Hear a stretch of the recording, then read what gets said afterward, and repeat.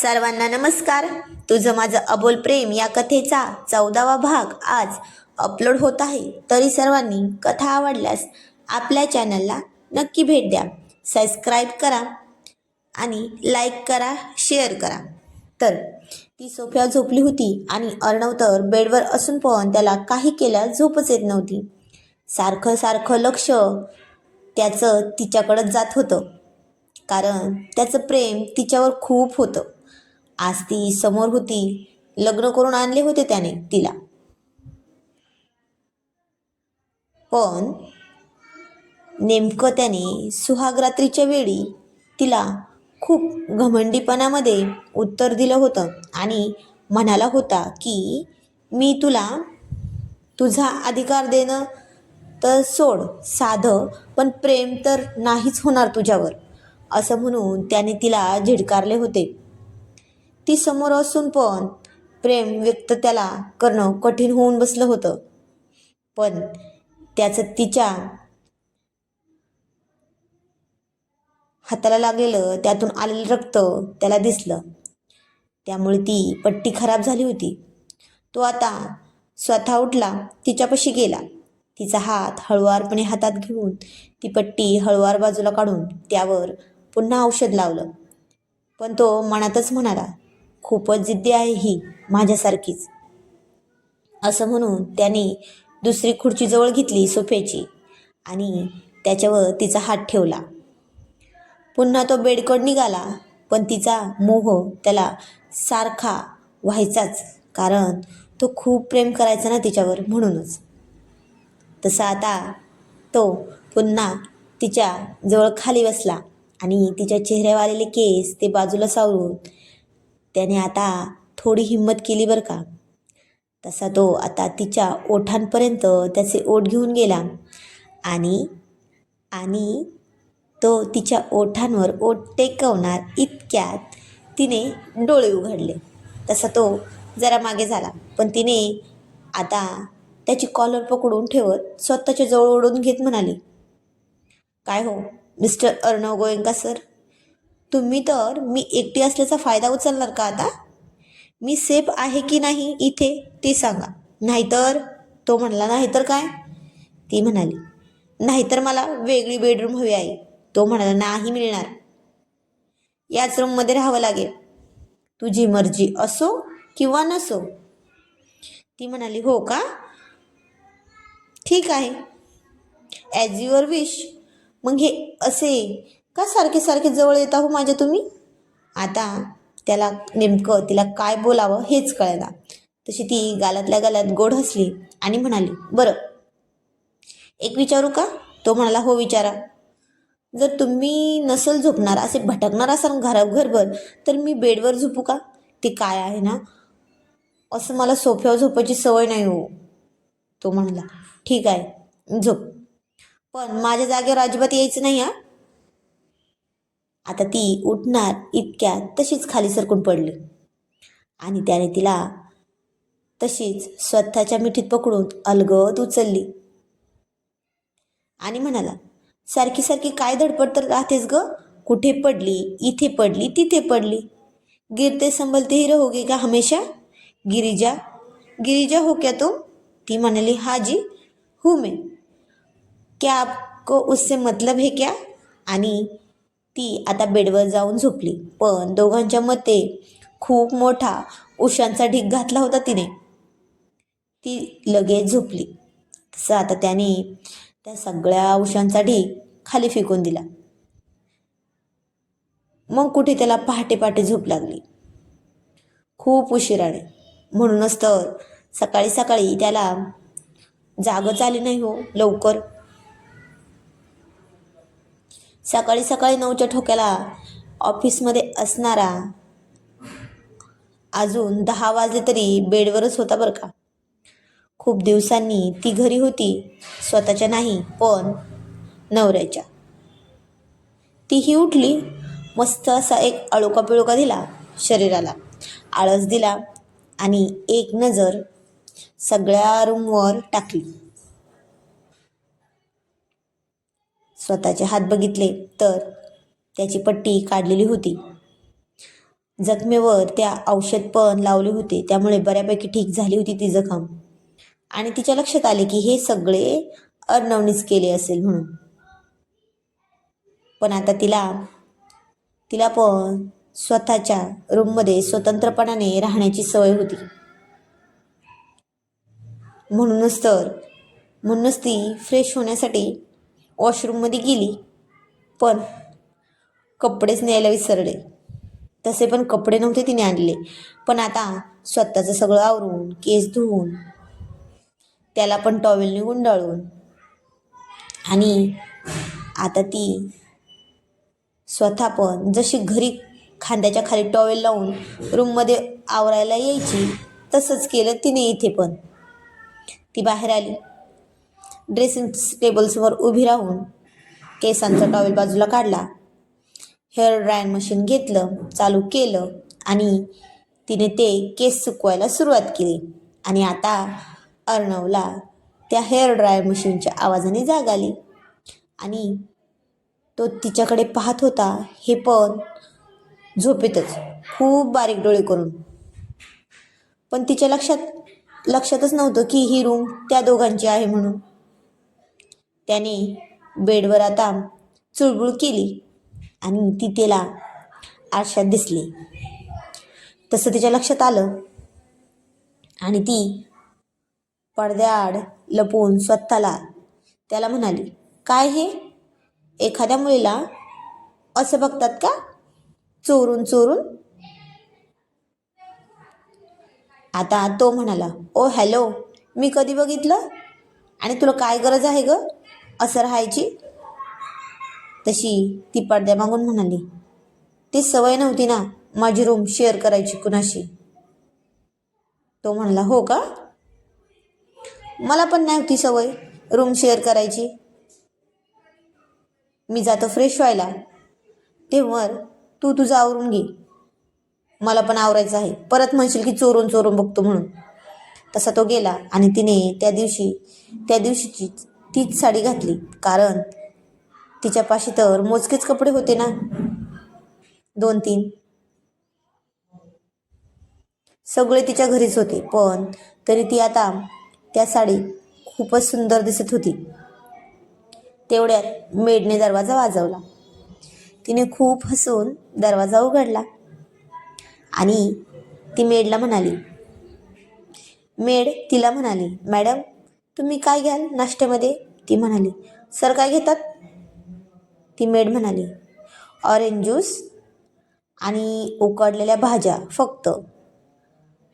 तसं तिने वाकडं तोंड करून म्हणाली, काय माणूस आहे, शी, उकडलेल्या भाज्या खातो आणि जळलेल्या पराठ्यासारखं बोलतो. बरं, काय असतं उकडलेल्या भाज्यांमध्ये अजून? ती मेड म्हणाली, ब्रोकली, पत्तागोबी, बीन्स, सोया. तसं तिने पुन्हा वाकडं तोंड केलं आणि म्हणाली, काऊ आहे की बफेलो, सगळं घासपूस खातो वाटतं हा. ती म्हणाली, अजून काही नाही का? ती मेड पुन्हा म्हणली, हो आहे ना मॅडम, फ्रेंच सँडविच असतं. ती म्हणली, ठीक आहे, पण सँडविच मी बनवणार हा. ती म्हणाली, जा तुम्ही, मी येते मागणं. पण तो अजूनही आला नव्हता वॉशरूममधून. तेवढ्यात त्याचा फोन वाजला, तर तिने त्याचा फोन पहिल्यांदाच प्रेषिताने उचलला आणि तिकडून अतुल म्हणाला, हॅलो सर, गुड मॉर्निंग. ती म्हणाली, हॅलो, गुड मॉर्निंग. ती म्हणाली म्हणून तोही म्हणाला गुड मॉर्निंग, पण ती म्हणाली, गुड मॉर्निंग अतुल, कसा आहेस, कसा फोन केला? तो म्हणाला, काही नाही, ते सरांशी बोलायचं होतं आजच्या मीटिंगविषयी. ती म्हणाली, हो, ते वॉशरूममध्ये गेले, आले की सांगते. आणि त्याने खूप हसून फोन ठेवला. पण आता त्याच्या फोनवर वॉलपेपर त्या दोघांचा तोच फोटो होता ज्या दिवशी तिने इन्स्टावर ती ठेवलेली स्टोरी होती आणि त्यावर त्याने लिहिलं होतं, my sweet heart love beautiful wife. पण त्याने त्यावरचे वॉलपेपर हे रात्रीच नवीन नावाने सेट केले होते आणि तो फोन पुन्हा लॉक झाला. तसा पुन्हा तिचाच फोटो होता त्या बड्डेच्या दिवशीचा. त्या दिवशी आकाशी रंगाच्या साडीतला तो खूप सुंदर फोटो होता, जो तिच्या हातात बुके होता आणि ती त्याला जाताना पाहत होती. पण त्यावर लिहिलं होतं, माय मोस्ट स्वीट ड्रीम गर्ल. तसं तिने ते पाहून गालातल्या गाल्यात गोड हसली, पण ते पाहून तिचे डोळेसुद्धा पाण्याने डबडबले होते. तिने पण केव्हाच सांगितले असते की माझं तुमच्यावर प्रेम आहे, पण तिला त्याचा खोटा अहंकार संपवायचा होता ना, म्हणूनच तर तिने त्याचं काही ऐकायचं नाही असं ठरवलं होतं. आता तेवढ्यात वॉशरूमचं दार वाजलं. तसा तिने तो पटकन फोन खाली ठेवला आणि खाली निघून गेली. आणि आता त्याने अतुलला फोन केला. त्याने उचलून तो म्हणाला, हॅलो सर, बोला. तो म्हणला, का रे, तू फोन का नाही केलास मला आज उशीर झाला तर? तो म्हणला, अहो सर, मी फोन केला होता पण मॅडमने घेतला. तसा तो म्हणाला, ठीक आहे, आणि त्याने फोन ठेवून दिला. तोही स्वतःचं आवरायला घेतलं, पण मनात मात्र एकच विचार होता, तिने फोटो पाहिले असतील काय माझ्या फोनमधले, आणि बघितले तर बघितले, काय फरक पडतोय तिला, तिचं तर दुसरं कुणावर तरी प्रेम आहे असं म्हणते ना ती. असं म्हणून त्याला जरा जेलस फील होत होतं आणि तो मनातच म्हणाला, पण पण ती माझी आहे, आता माझी बायको आहे, मग मला तर फरक पडणारच ना. मी बघतोच कशी त्याच्यावर प्रेम करते ती आता. असं म्हणून तो नाश्ता करायला खाली गेला. डायनिंग टेबलवर बसला तशी तिच्या मेडने न वाढता आज नाश्ता तिनेच वाढला होता. एकदम परफेक्ट, ते बी ताटात सजवलं होता. सँडविच पण तिनेच बनवलं होतं. त्याने आधी ज्यूस घेतलं, मग सँडविचचा एक बाईट मोडला आणि म्हणाला, रोमा, आज काय चेंज केले, वेगळीच चव आहे ग सँडविचची. आणि ती फक्त म्हणाली, हो सर, ती मी नाही बनवलं, मॅडमनी बनवलं आहे, म्हणूनच कदाचित. तो म्हणाला. तो आता मनातच म्हणाला, खूपच छान चव आहे हाताला, पण किती सगळे गुण आहेत हिच्यात, कुणास ठाऊक. पण आता दोघं पण एकाच टेबलवर बसून एक त्या टोकाला या एक टोकाला बसली होती. ती फक्त ती घासपूस खात आहे आणि ते खाताना बघून ती वाकड तिकडं तोंड करत होती, पण खात मात्र काहीच नव्हती, कारण ही घासपूस खाणं तिला अजिबात आवडत नव्हतं. पण तिने कसं बसं अर्ध सँडविच संपवलं आणि तो जरा कडक आवाजात म्हणाला, काय हे हेल्दी फूड सांगितलं आहे डॉक्टरनी, सगळं फिनिश करायचं. पण ती आता वाकड तिकड तोंड करून खात होती. काहीच न म्हणता ते ठेवलं आणि बेडरूममध्ये निघून गेली. तोही तिची बॅग आणण्यासाठी गेला, पण तिने ते जुनेच कपडे घातलेले पाहून त्यानं त्याचं क्रेडिट कार्ड काढलं, टेबलवर ठेवून म्हणाला, हे घे आणि स्वतःसाठी शॉपिंग कर, कपडे, शूज, ज्वेलरी, काय हवं नको ते सुद्धा आण. पण ती म्हणाली, नाही, मला नाही करायची शॉपिंग, तुमचे पैसे आहेत ना ते. तो म्हणाला, हो, मग कुणाचे हवेत. ती म्हणाली, oh hello mister Arnav Goenka sir, मला तुम्ही काय म्हणाले रात्री, आठवत नाही का? मला कुठलाही अधिकार नाही, मग कशाला ढोंग करता हो मला शॉपिंगला कार्ड देण्याचं. तसा आता तो चिडला आणि तिला तशीच भिंतीवर दाबून ठेवत म्हणाला, काय काही माझं ऐकायचं नाही असंच ठरवलं आहेस का तू? पण आता तो इतका जवळ होता की तिच्या तोंडातून शब्दच फुटेना. त्याची भारदस्त छाती तिच्या छातीवर टिकून ती जास्तच मागे गेली होती.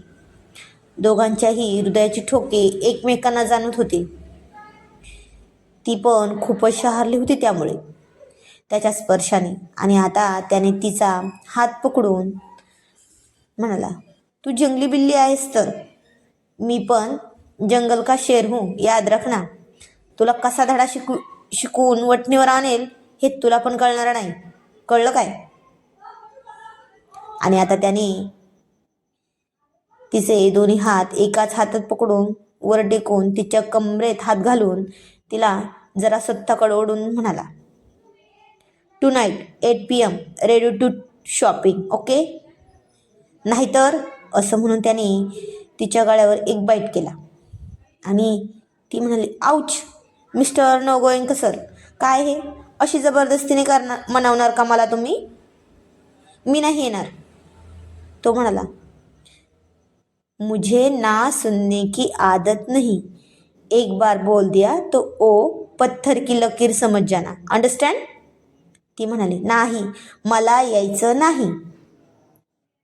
आता त्याने तिला पुन्हा एकदा जरा जास्तच भिंतीवर दाबून ठेवत म्हणला, यू बेटर अंडरस्टँड, ओके? आवरून ठेव. Correct 8 PM. असं म्हणून त्याने पुन्हा तिच्या कपाळावर एक जबरदस्तीने किस केला आणि तिला सोडून दिले. पण ती म्हणाली, अंडरस्टँड माय फूट. आणि आता हे ऐकून तो पुन्हा मागे फिरला. पण तिने आता त्याच्या भीतीने स्वतःला वॉशरूममध्ये बंद करून घेतलं. तसा तो त्याची हसूनच बॅग घेऊन ऑफिसला गेला. पण आता आज तो पहिल्यांदाच खूप उशिरा आला होता ऑफिसमध्ये, ते पण खूपच, तोही पहिल्यांदाच. त्याला कामात कसूर केलेली अजिबात आवडत नव्हती, म्हणूनच तर त्याने स्वतःला सुद्धा तो नियम घालून घेतला होता. पण ऑफिसमध्ये तो खडूस व अकडू बॉस म्हणूनच प्रसिद्ध होता बरं का. अजून पण ऑफिसमध्ये त्याला कुणीही लेट आलेलं अजिबात आवडत नव्हतं आणि चालतही नव्हतं. पण आता सगळ्यांना वाटलं लग्न झाले आहे, काल म्हटल्यावर निदान 1-2 आठवडे तरी सुट्टी घेतील सर. काढतीलच अर्णव सर, पण तसं करतील तो द अर्णव गोयंका कुठला? पण त्याच्या सगळ्या वर्कर्सचं हे स्वप्नच राहिलं बरं का. तो अजिबात घरी राहिला नाही. लग्नाच्या दुसऱ्या दिवशीही तो ऑफिसला आला. त्यात त्यांनी लग्न रजिस्टर मॅरेज केलं होतं. मग तर त्यामुळे बाकीचे फंक्शन तर होणारच नव्हते. तो आला तसा त्याच्या केबिनमध्ये गेला. तेवढ्यात अतुल केबिनमध्ये येण्यासाठी म्हणाला, मे आय कम इन सर? आणि त्याने मान हलवून हो म्हणाला.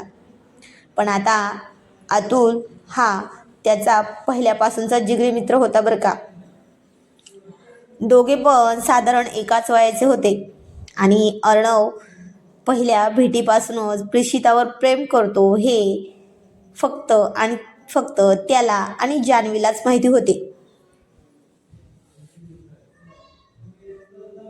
आता तो कामाच्या काही फाईल्स दाखवत होता, पण अर्णवने तेवढ्यात एक जांभई दिली. तसा अतुल म्हणाला, सर मी तुम्हाला कॉफी सांगू का? तो म्हणाला, हो रे सांग ना, डोकं खूप जड झालं आहे माझं. आणि आता अतुल चेष्टा करत म्हणला, होतं सर, नवीन नवीन असंच होतं. झोप होत नाही, जागरण होते ते पण सगळी रात्र, त्यामुळेच थकवा पण येतो ना. आणि अर्णव काहीच न समजून म्हणाला, हो ना, होणारे रात्री काही केलं झोपच येईना मला. तसा अतुल जरा जास्तच हसला आणि म्हणाला, हो सर मला माहिती आहे, उत्साहाच्या भरात होशच राहत नाही ना, किती रात्र झाली की पहाट. असं म्हणून तो हसला. पण आता अर्णवला कळाले की नक्की तो त्याला काय म्हणायचे आहे म्हणून. तो म्हणाला, नालायका, काम कर, मी कामाचा पगार देतो तुला, हसण्याचा नाही, कळलं का?